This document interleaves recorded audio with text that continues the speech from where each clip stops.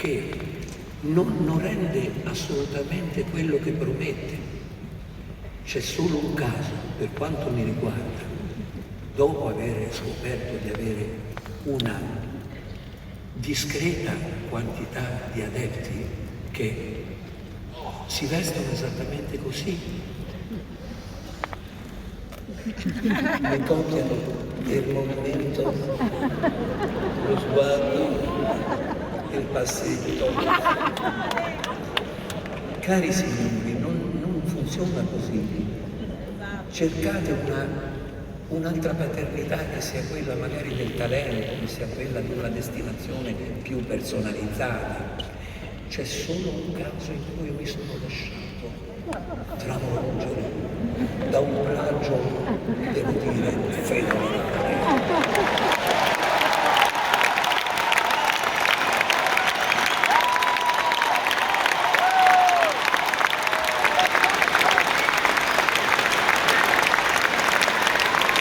Favorisca i documenti.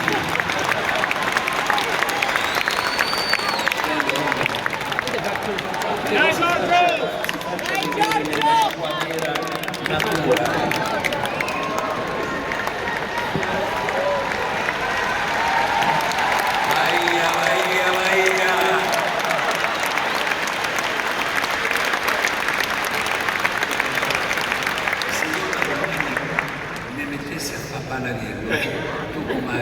Ti metti a sedere qua così e ti metti qua e devi fare vai.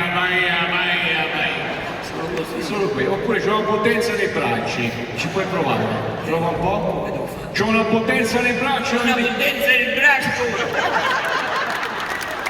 e poi ce n'è una che secondo me, questa capiscono subito, devi aprire leggermente la giacca e fare si vede il marsupio!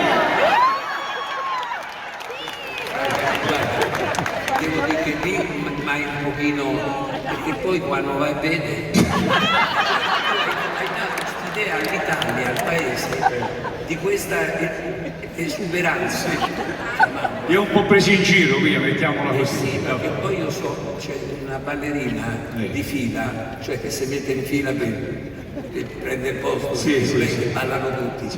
Questa ballerina mi ha detto, sai, Renatino, ho conosciuto Giorgio, ma ti devo dire a un certo punto si è tolto l'intimo, ho detto perché tu rimetti?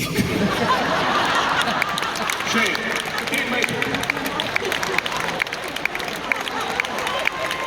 ma hai chiamato per farmi fare sta figura di Voglio dire che il marsupio non sarà consistente, ma può essere Giorgio Panariello ti ripaga di tutti gli sforzi che hai fatto per non essere vero. Grazie. Lo posso dire allora? A tutti.